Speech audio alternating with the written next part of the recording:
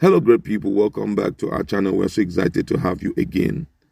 A man whom we can refer to as the chief secessionist for the Yoruba nation has opened up on what Chief Awolowo told him many years ago, far back 1984, about Igbos and Yoruba working together.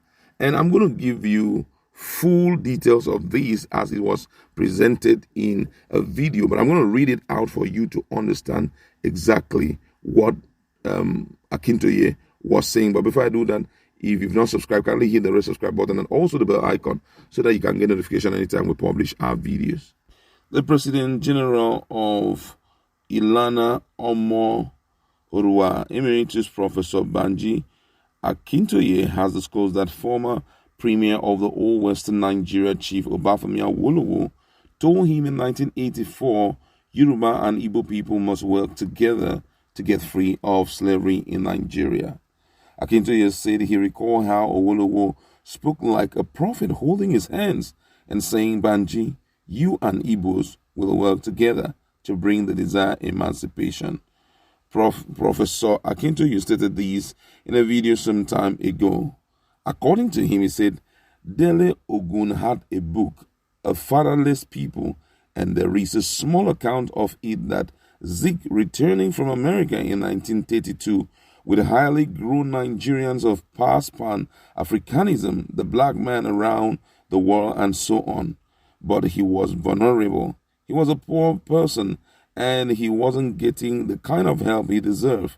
He had applied for jobs at many organizations and agencies in Nigeria, and none had given him a job. And when he arrived from London on his way back home, the vulnerability put him in the hand of the colonial authorities. Basically, the British respected the Yoruba, but they didn't particularly like the kind of black man the Yorubas were. They didn't like it because by the time they came, the Yorubas were fairly highly educated.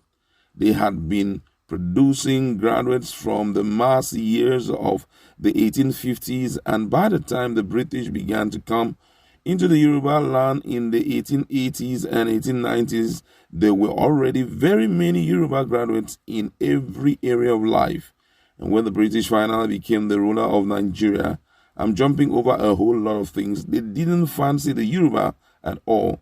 They might be friends with the individual Yoruba people that were educated, who were their friends mostly, but they feared that Yoruba were going to make the profit of colonialism difficult to achieve in Nigeria. So, the British didn't particularly like the Yoruba, such that they needed to subdue the interest and influence of the Yoruba people in Nigeria. And according to the account in the book that I have quoted, A Fatherless People, Monreal Pella, who was a scholar of the colonial establishment, got a hold of Nnamdi Azikiwe and took him to a meeting with the British colonialists in London, and finally arranged a meeting between him and a team of people in the colonial office.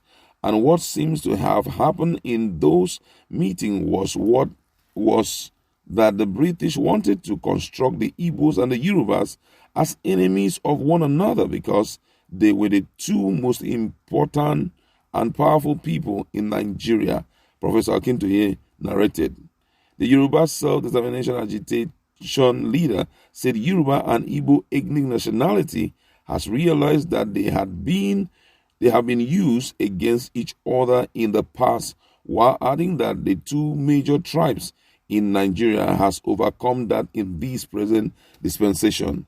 He further said that the former Prime Minister of Nigeria, Sir Abubakar Tafawa Balewa, after 11 days of Nigeria's independence, had said that the North should not allow the South to control Nigeria, saying that southern Nigeria should be treated as a conquered territory. Also, Professor Akintoye disclosed that the British colonialists had known that there would be an end to the colonial benefit the day Yoruba and Igbo joined forces.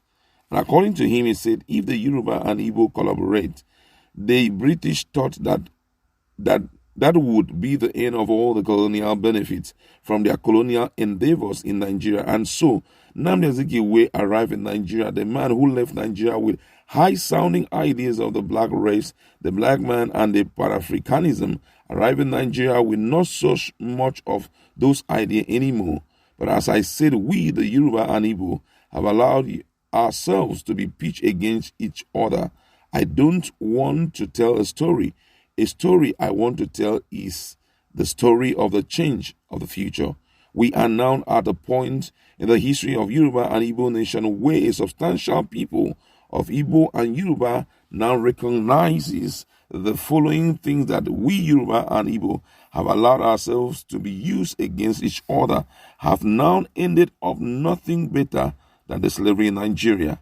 They have lost everything and now they are just fumbling around in the hands of people who are dedicated to an idea that they must hold Nigeria, they must rule Nigeria, they must control Nigeria, and they must make sure that other people in Nigeria do not control the resources of Nigeria. That was what Ahmadu Bello said on October 12th. That was 11 days after independence in 1960. The South we will try as conquered territory, or we were treated as conquered territory. We must treat the South as conquered territory and not let them ever rule us, never let them control their own future. In the video interview titled Yoruba and Igbo Conference, speaking with one voice, the Yoruba leader said the foremost Yoruba nationalist spoke like a prophecy that Igbo and Yoruba must work together. The professor said late Chief Awolowo told him about Yoruba and Igbo joining forces to get liberated in 1984 after he, Akintoye, was released from the custody of the security agent ordered by the former military ruler Muhammadu Buhari, who is also the current Nigerian president.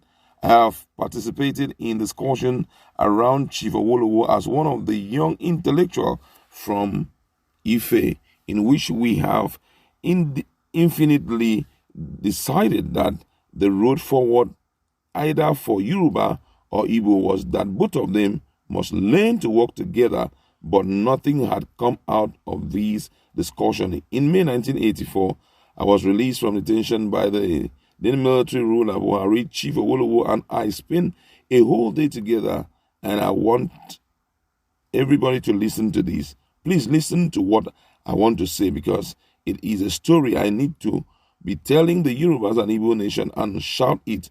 We spent the whole day talking about Nigeria, and it was time from us.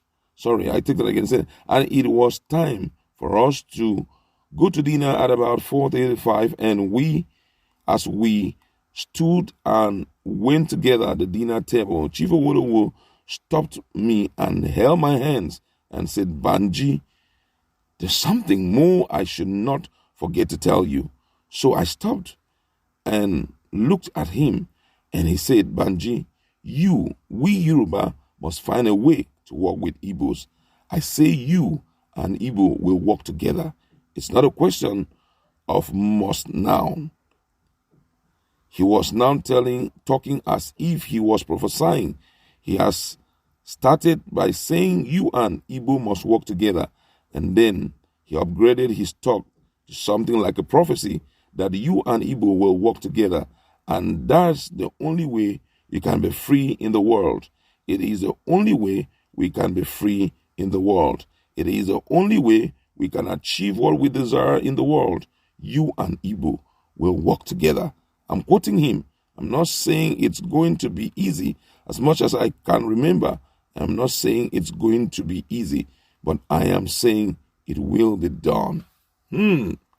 This is a powerful video coming from Akintoye, who is a chief, let me call him a chief agitator for the Yoruba nation. Igbos and Yorubas working together.